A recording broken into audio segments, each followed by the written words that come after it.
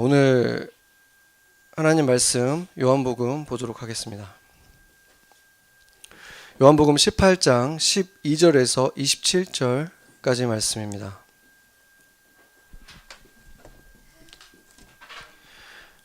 네, 제가 한 절 읽고 여러분이 읽고 같이 교독하도록 하겠습니다.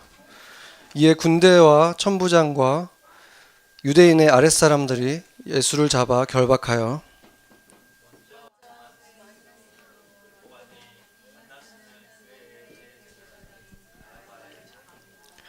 가야바는 유대인들에게 한 사람이 백성을 위하여 죽는 것이 유익하다고 권고하던 자더라.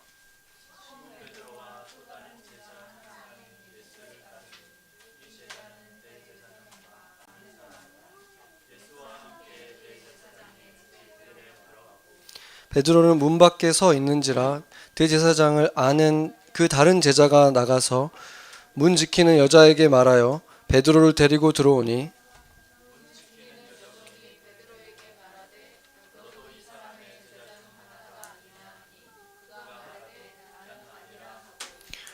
그때가 추운 고로 종과 아랫사람들이 불을 피우고 서서 쬐니 베드로도 함께 서서 쬐더라.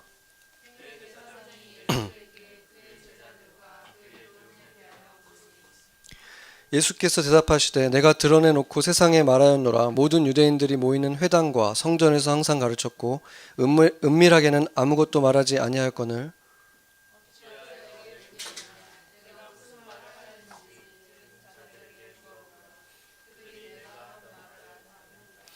이 말씀을 하심에 곁에 섰던 아랫사람 하나가 손으로 예수를 쳐 이르되 내가 대제사장에게 이같이 대답하느냐 하니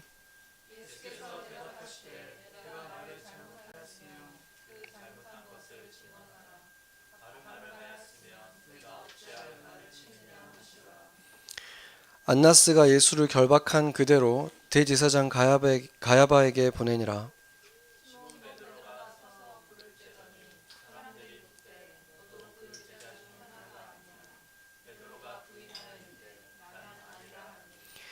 대제사장의 종 하나는 베드로에게 귀를 잘린 사람의 친척이라.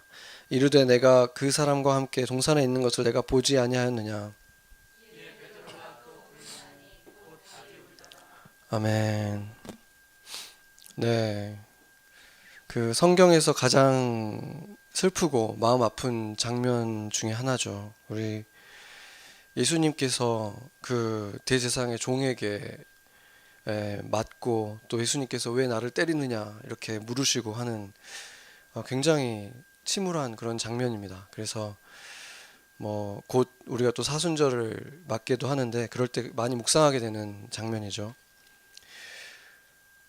예수님은 겟세마네 동산에 가기 전에 그 베드로에게 예언을 했죠. 이런 일이 있을 것이다. 그리고 그때 너가 나를 모른다고 할 것이다. 3번이나 나를 부인할 것이다. 이렇게 예언을 했었습니다. 마태복음 26장 34절에서 35절을 보면은 오늘 밤 닭 울기 전에 3번이나 나를 부인할 것이다. 이렇게 말씀을 하셨는데 그때 베드로가 어떻게 대답했습니까? 내가 주와 함께 죽을지언정 주를 부인하지 않겠습니다. 이렇게 가장 먼저 나서서 말을 했고 옆에 있던 제자들도 덩달아서 우리도 그러지 않을 것입니다. 이렇게 말을 했죠.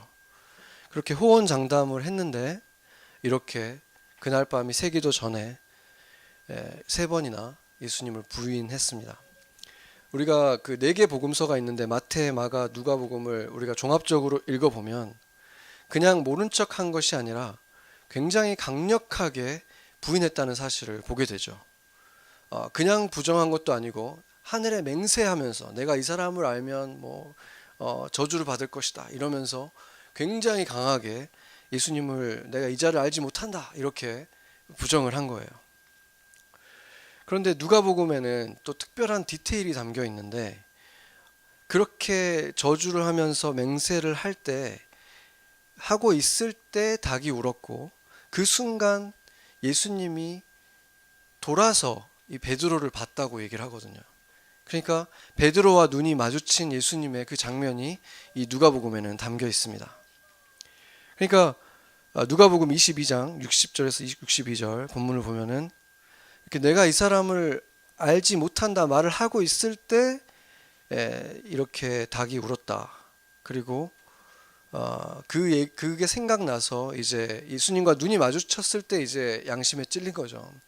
왜냐하면 그때 예수님은 이미 그 종들에게 많이 맞아서 아마도 얼굴에 이미 피멍이 들어있는 상태였을 것이고, 그것을 눈이 마주쳤을 때 이제 베드로가 이 집 밖으로 뛰쳐나가서 심히 통곡했다, 이렇게 말을 하고 있습니다. 이것을 보면은 베드로가 지금 이렇게 길길이 날뛰면서 내가 이 사람을 절대 알지 못한다, 하늘에 맹세한다, 이렇게 말을 할 때 예수님이 다 들었다는 얘기예요. 다 들리는 거리에 예수님이 계셨었다는 것이죠. 그리고 베드로 또한 예수님의 얼굴에 사람들이 침을 뱉고 따귀를 치고 주먹으로 이렇게 치는, 주먹질하는 모습을 베드로는 이미 뒷모습을 다 보고 있었다는 거죠. 예수님의 뒷모습, 그 사람들이 예수님을 치는 모습을 베드로는 불가에 서서 다른 사람들과 옆에서 낄낄대고 있는 이 사람들과 함께 보고만 있었다는 것입니다. 그렇다고 해서 누가 이 베드로에 대해서 뭐라고 말을 할 수 있겠습니까? 누가 베드로에게 돌을 던질 수 있겠습니까? 오늘 본문의 첫 번째를 보면은 군인들과 로마의 천부장이 같이 있었다고 말을 하잖아요. 그러니까 천부장이면 그 1000명을 다스리는 대대장 같은 사람인데, 그 사람이 지금 인솔에서 왔다는 거는 그 군인의 숫자가 어마어마했다는 거죠. 지금 그 안나스의 집 앞에도 지금 이 군인들이 진을 치고 있는 것이고, 거기에 들어갔다는 것만으로도 어마어마한 용기일 수밖에 없는 거잖아요. 다른 모든 제자들은 지금 다 완전히 뿔뿔이 흩어져서 도망갔는데, 그래도 베드로는 용기를 내서 거기에 들어갔다는 것만으로도 어떻게 보면 굉장한 용기라고 볼 수 있는 것이죠. 특히나 야고보와 요한은 어디 간 것입니까? 그렇죠. 베드로 못지않게 야고보와 요한은 예수님의 사랑을 더 많이 받았고 특권을 누렸고 항상 가까이에 있으면서 내가 예수님 곁에 있겠습니다 계속 얘기했던 이 사람들, 왜 그곳에 오지 않았을까? 다른 사람들은 안 왔더라도 베드로가 왔다면 이 두 사람도 분명히 왔을 수도 있을 텐데, 성경에 기록되어 있진 않지만 충분히 예측이 가능한 실마리가 있습니다. 왜냐하면 예수님과 항상 같이 다녔던 그 12제자들은 12제자뿐만이 아니라 같이 다녔던 여인들이 있었는데, 그 여인들 가운데 살로메라고 하는 여인이 야고보와 요한의 어머니였습니다. 그러니까 이 어머니가 같이 있었을 때 자기 자식이 잘 되고 또 성공하기를 원하잖아요. 어머니들은 다. 그리고 지금 예수님이 어떻게 될지 모르는 굉장히 긴박한 상황 속에서 아들을 거기로 보낼 리가 없는 것이죠. 그렇겠죠. 그러니까 충분히 이해가 되는 상황인 거예요. 왜 이들이 갈 수 없었는지. 특히나 이 성경에 등장하는 살로메가 어떤 사람인지 보여주는 장면이 있는데, 살로메는 이 아들들의 출세에 관심이 굉장히 지대했던 사람이었습니다. 그래서 어떤 신학자는 이제 뭐 우스갯소리일 수도 있지만 이 살로메가 치맛바람의 원조다라는 얘기를 하는데, 그 이유가 뭐냐면 마태복음 20장을 보면은 20장 21절 22절을 보면은 이 세베대의 아들의 어머니가 아들들을 데리고 예수님께 와가지고 이렇게 뭘 구했다 그러는 거죠. 그러니까 청탁을 했다는 거예요. 뭘 청탁을 하냐면 내 이 두 아들이 하나는 우편에서 하나는 좌편에 설 수 있게 해주세요라고 이렇게 지금 예수님께 청탁을 하고 있는 거죠. 그러니까 지난주에 우리가 본 것처럼 이 우레의 아들들이라고 불리우는 이 두 아들들이 예수님께 직접 요구도 했었잖아요. 그런데 마가복음에 나왔던 이거 외에 지금 여기서 또 한 번 어머니가 직접 또 청탁을 했던 적이 있다는 것을 보게 되는 거죠. 그래서 이게 성경에 기록될 정도라면은 이 사람이 얼마나 그것을 원하고 있었는지, 틈만 나면 그것을 요구하려고 했다가 지금 이 긴박한 상황에서 급하게 지금이 마지막 기회다 싶어서 오게 된 것입니다. 왜냐하면 지금 이 청탁의 시점이 굉장히 놀라운 거예요. 이게 언제냐면 마태복음 지금 같이 우리가 봤던 20장 지금 20절을 우리가 봤는데 그 직전에 어떤 일이 있냐면 예수님께서 이렇게 말씀을 하세요. 20장 18절에서 19절 제가 읽겠습니다. 보라, 우리가 예루살렘으로 올라가노니 인자가 대제사장들과 서기관들에게 넘겨짐에 그들이 죽이기로 결의하고 이방인들에게 넘겨주어 그를 조롱하며 채찍질하며 십자가에 못 박게 할 것이나 제3일에 살아나리라. 아멘. 지금 예수님이 일어날 일을 지금 굉장히 정확하게 다 얘기를 하셨잖아요. 억울한 재판을 당할 것이고 조롱을 당할 것이고 이 로마인들, 이 이방인들에게 내가 넘겨질 것이다. 그들에게 채찍질을 당할 것이다. 십자가에 못 박혀 죽을 것이다. 이런 말씀을 했는데 그 말을 하자마자 지금 이 살로메가 예수님에게 얼른 가가지고 이 청탁을 한 거예요. 굉장히 어떻게 보면 의아한 일일 수밖에 없는 거죠. 지금 내가 붙잡혀 갈 것이고 억울한 재판을 받을 것이고 그래가지고 지금 십자가에 채찍질 당하고 나서 십자가에 못 박힐 거라고 얘기를 했는데 내 두 아들이 지금 거기에서 좌우에 지금 서게 해주세요. 이 말은 그럼 뭐 십자가 양 옆에 그들도 십자가에 못 박히길 원합니다라고 한 것이 리가 없는 거잖아요. 그렇죠. 지금 그 아들 둘이 지금 같이 못 박히길 원했다면 지금 안나스의 집에 보내야죠. 근데 그러지 않았죠. 지금 뭘 총탁을 한 것입니까? 하나님 나라가 임했을 때 그런 일이 일어나게 해주세요. 그러니까 지금 이분은 다른 얘기는 다 안 들리고 제3일 날 내가 부활할 것이다. 그 영광된 부활을 할 것이다. 이것만 들린 거예요. 내가 이런 고난을 당할 것이고 이런 억울함을 당할 것이고 죽임을 당할 거야 라는 말은 안 들리고 제3일에 부활할 것이다. 이게 딱 들리니까 부활해서 주님 나라가 오면 그 나라에서 내 아들 두 명이 오른쪽 왼쪽에 서서 그 나라에서 같이 통치하게 해주세요. 지금 그거를 얘기하고 있는 거예요. 그러니까 지금 어떤 일이 일어난 것입니까? 이것을 심리학 용어로 그 확증 편향이라는 게 있는데 듣고 싶은 것만 들리는 현상, 보고 싶은 것만 보게 되는 그런 현상인 거예요. 그래서 듣고 싶지 않은 것, 관심이 없는 것은 들었는데 그냥 스쳐 지나가는 거예요. 뿌옇게 그냥 블러리하게 돼버리고 내가 듣고 싶었던 건 쏙 들리는 거예요. 그래서 완전 이렇게 쏙 이게 박히는 거죠.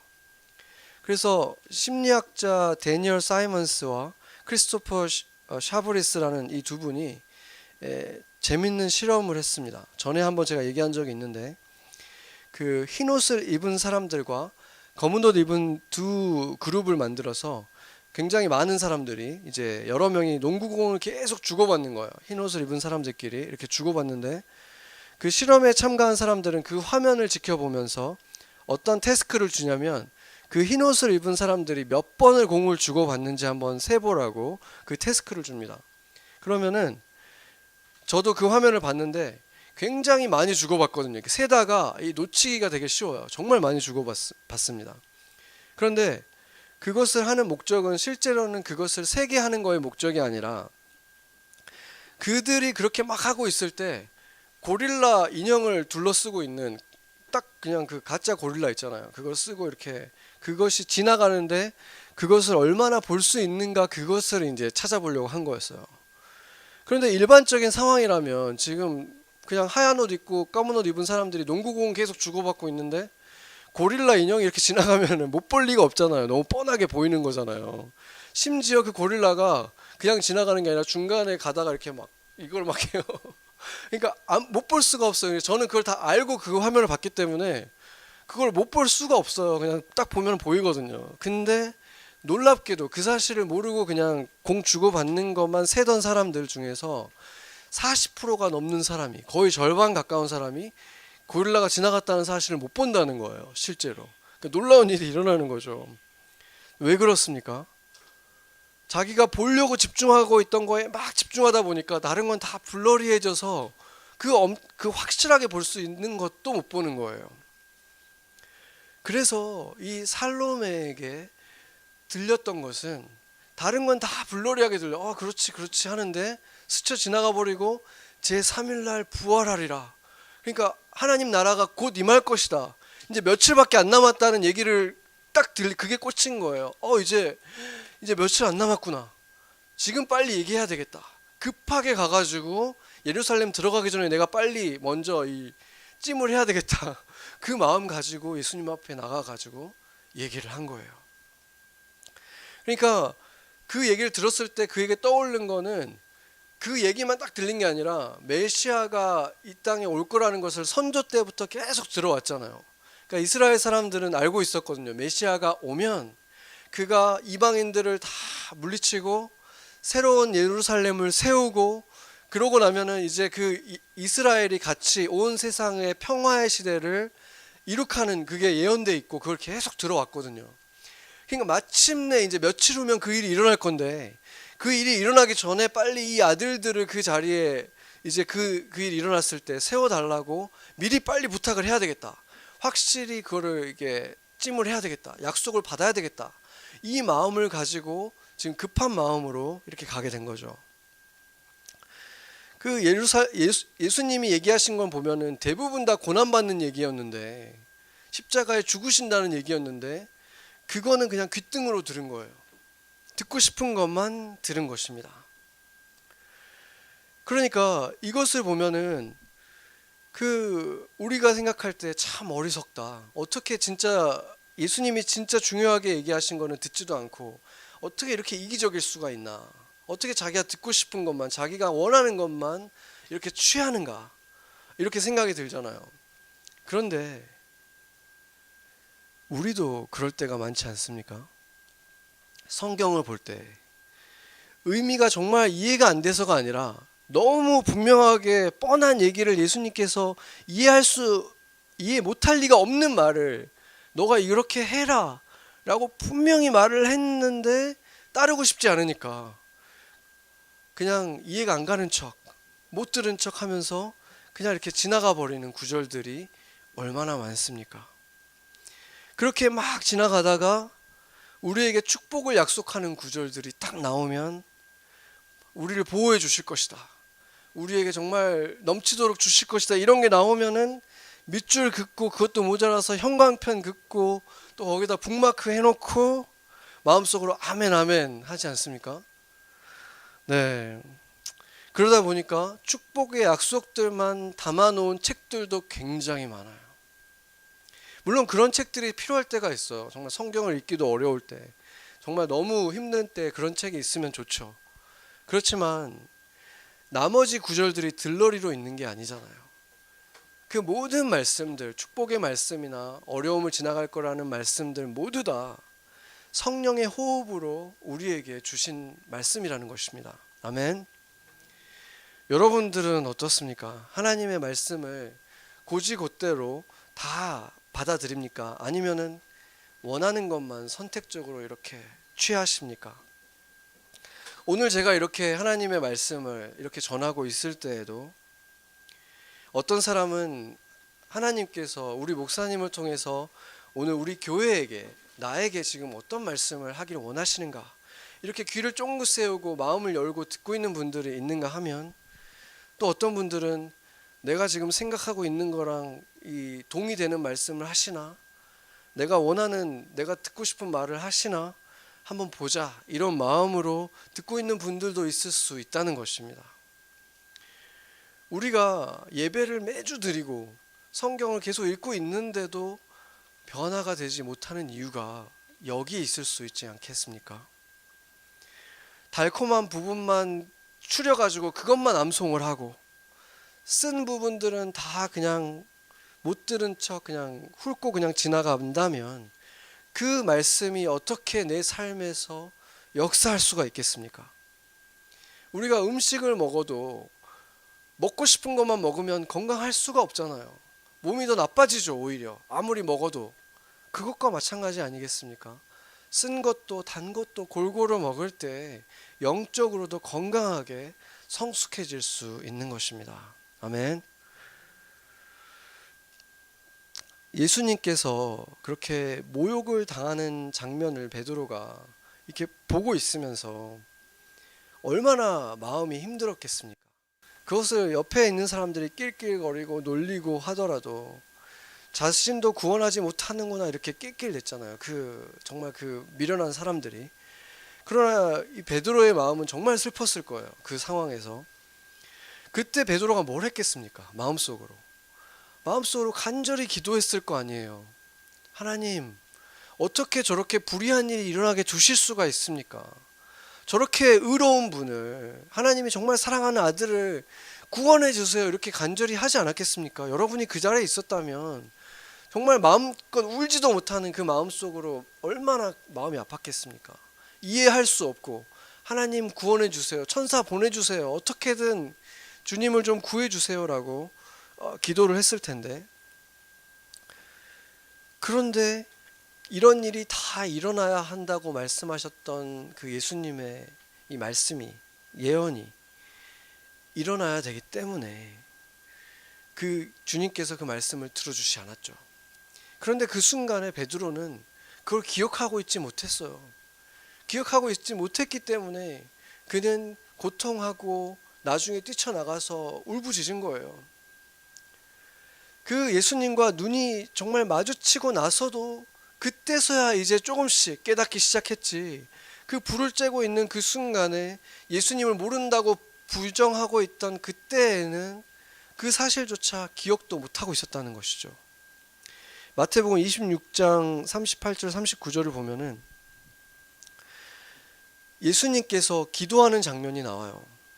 그런데 예수님께서 기도하실 때 이 기도가 응답이 되지 않는 거죠. 예수님께서 이 복음서 기록들을 다 종합해 보면은 꽤 긴 시간 예수님이 기도를 하시거든요. 예수님께서도 인간의 몸을 가지고 있기 때문에 본인이 지금 지나가야 되는 그 고통이 견딜 수 없는 거예요. 그러니까 피하고 싶으신 거죠. 그냥 형식적으로 하신 게 아니라 3번이나 간절히 기도를 하신 거예요. 얼굴을 땅에 대고 정말 정말 피땀을 흘릴 정도까지 간절히 기도하셨잖아요.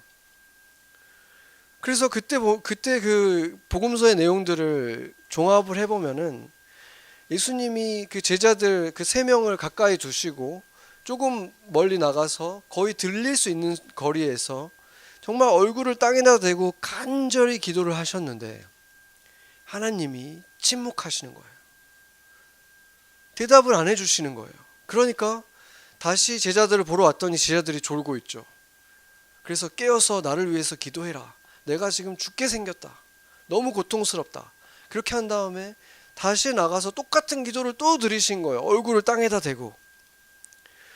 예수님께서는 하나님의 침묵에 대해서 바로 받아들이고 이제 돌아가자 이렇게 하신 게 아니었다는 거예요. 그것을 받아들이지 못하고 다시 기도하신 거예요. 다시 눈물과 땀이 핏방울이 될 때까지 또 간절히 기도를 하시고 돌아와서 제자들을 보고 다시 깨어서 기도하라고 하시고 또 돌아가신 거예요.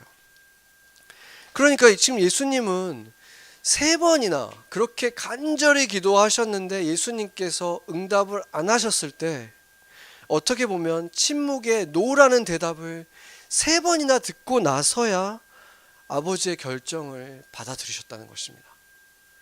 한 번에 알아들으셨을 수도 있는데 그것을 받아들일 수가 없었기 때문에 또 가고 또 가고, 그것도 혼자 기도하는 것이 아니라 같이 나를 위해서 좀 기도를 해라 부탁을 하고 또 가고 또 가신 다음에 3번이나 하신 다음에 그것이 결국에는 아버지께서 들어주시지 않는구나, 이것을 그때서야 받아들이고 돌아가셨다는 것입니다.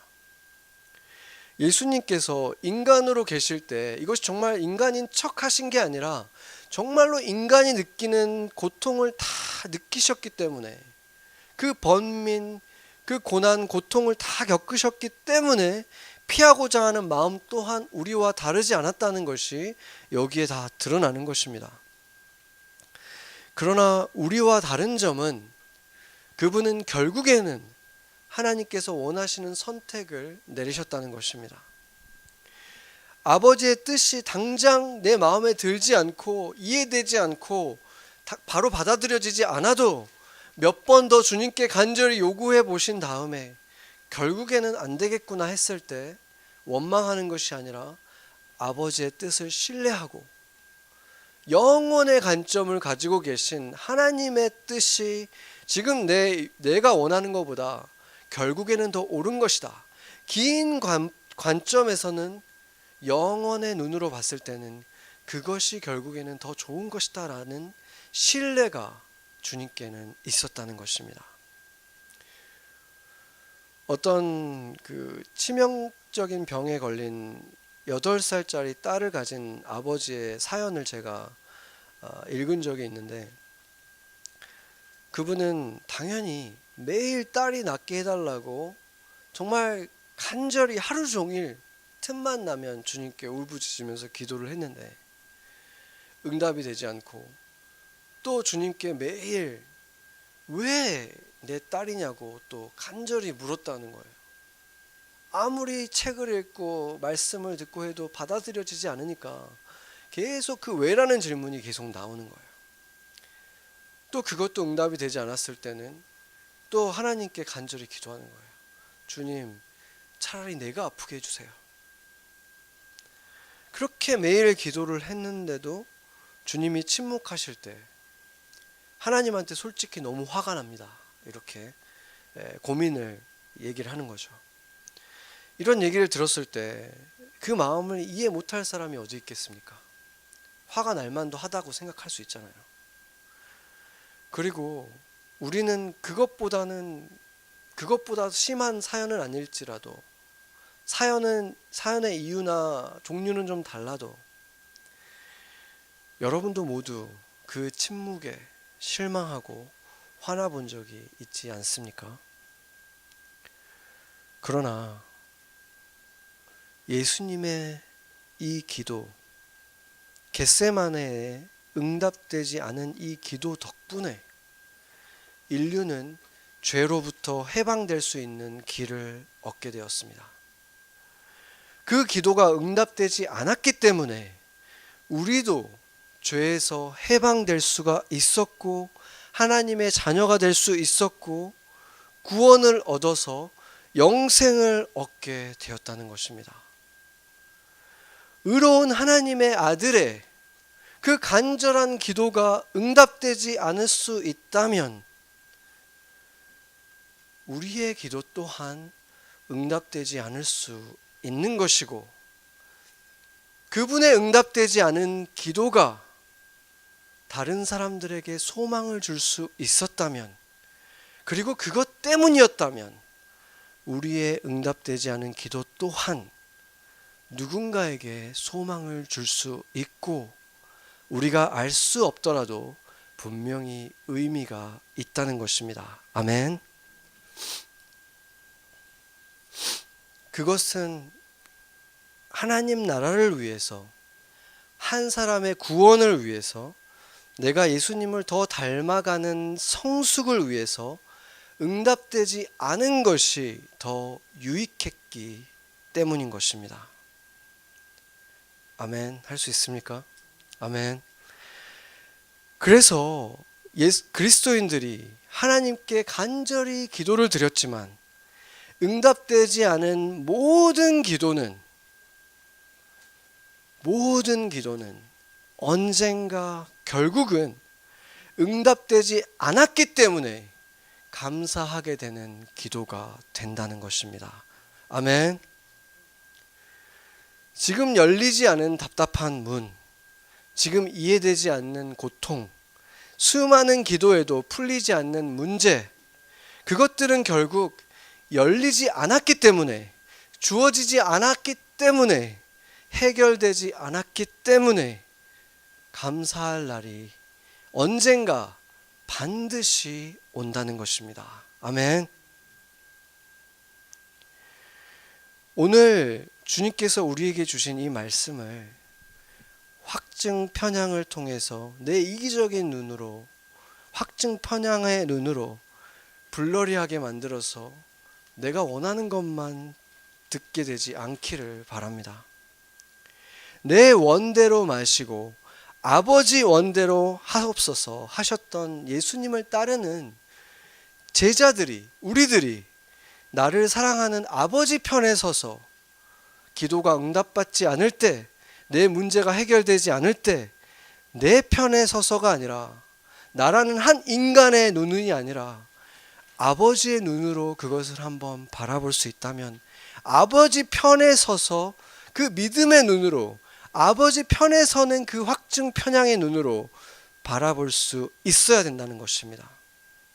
그럴 때 세상에서 사람들은 중요하다고 하지만 아버지의 눈으로 봤을 때는 사실 별로 중요하지 않은 것들, 그런 것들을 그냥 스쳐 지나가는 것들로, 불러리 하는 것들로 바라보고 그것에 큰 영향을 받지 않고, 그 상황 속에서도 아버지 눈에 중요한, 세상 사람들이 볼 때는 그냥 스쳐 지나버리는, 별로 중요하게 여기지 않는 그것을 중요하게 바라볼 수 있는, 한 사람이 예수님께 조금 더 마음을 열게 되는 그것을 보고 그게 영원한 눈으로 너무 크게 보이고, 그 사람이 예배에 조금 더 집중하게 되는 것으로 말할 수 없는 기쁨을 누리게 되는, 그 기쁨을 누릴 수 있다면 우리의 문제가 해결되지 않아도 우리는 기뻐할 수 있는 것입니다. 그것이 예수님이 약속하신 그 빼앗기지 않는 영원한 기쁨을 지금부터 누릴 수 있는 비결인 것입니다. 그렇지 않습니까? 하나님은 우리를 예수님처럼 되게 하고 싶다고 하셨습니다. 잘 먹고 잘 살아서 세상 사람들도 부러워할 만한 삶을 사는 것도 나쁜 것은 아니지만, 그러한 것보다 삶은 좀 어려움을 지나갔지만 그것을 통해서 내면이 성숙해진 사람, 만나고 나면은 진한 그리스도의 향기가 남는 사람, 그 사람 때문에 내가 하나님의 말씀을 한번 읽어볼까? 예배를 한번 드려볼까? 말씀을 한번 들어보고 싶다 하는 마음을 갖게 되는 그런 사람이 될 수 있다면, 우리 삶에 지나가는 고통이 나쁜 것만은 아니지 않습니까?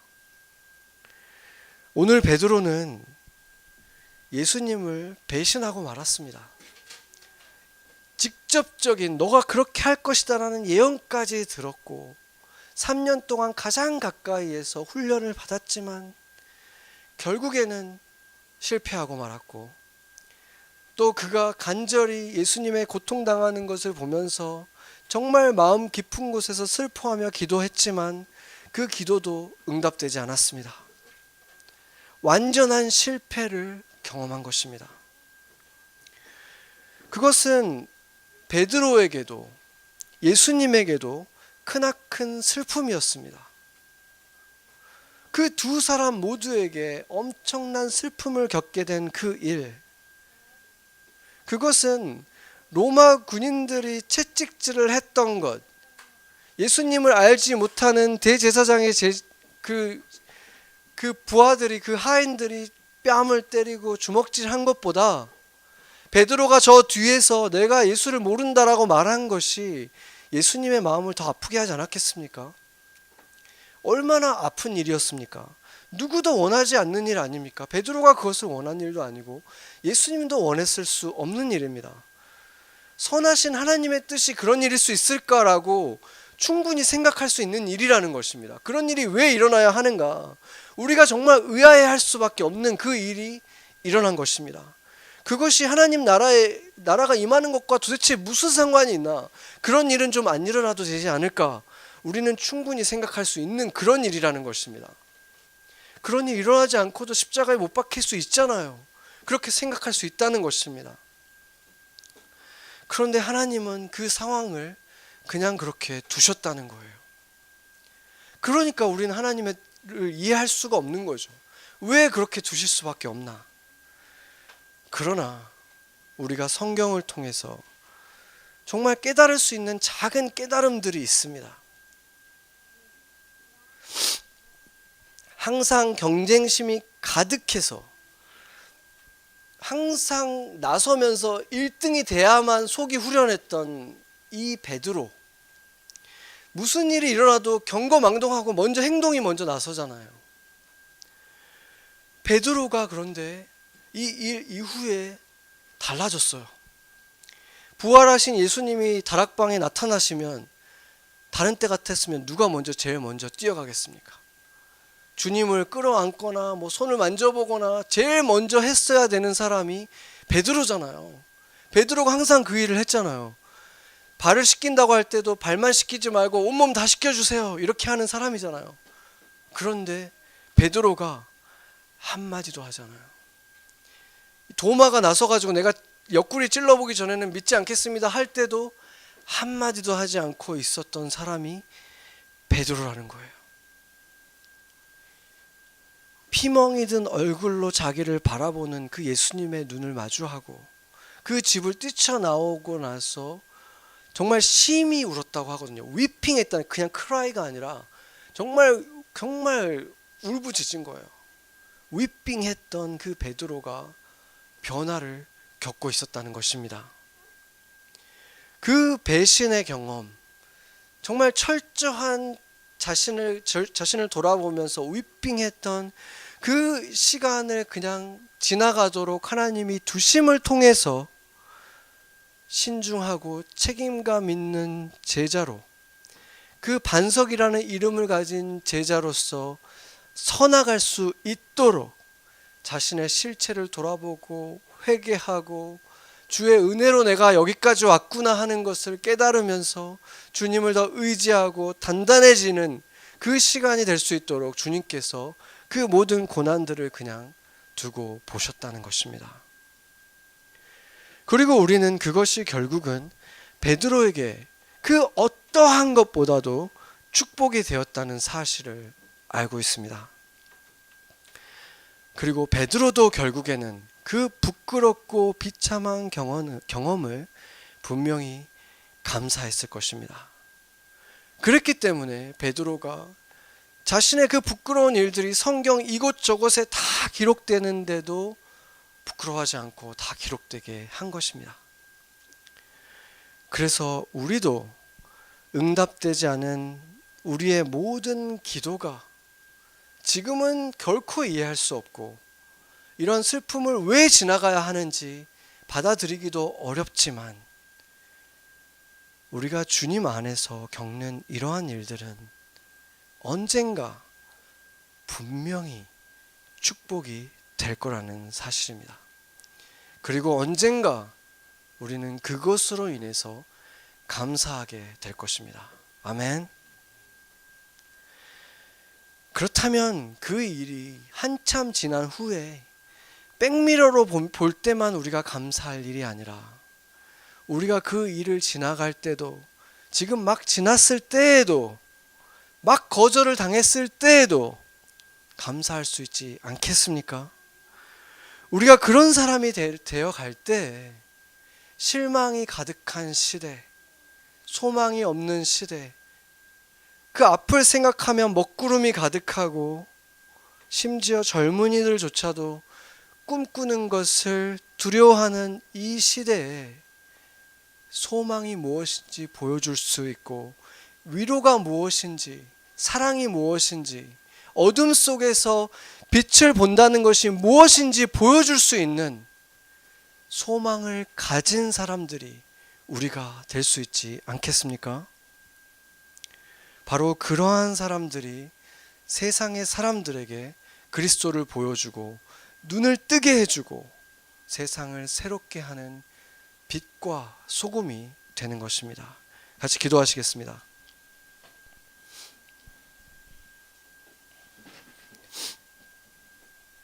내 평생의 선하심과 인자하심이 반드시 나를 따르리니 내가 여호와의 집에 영원히 살리로다. 아멘.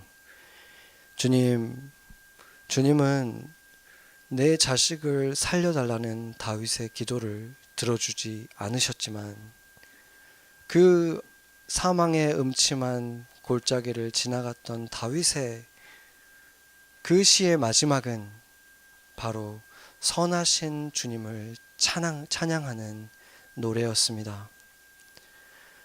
우리 또한 이해할 수 없는 어둠의 시간을 지나갈 때가 있고 지금 지나가고 있는 우리의 지체들이 있습니다.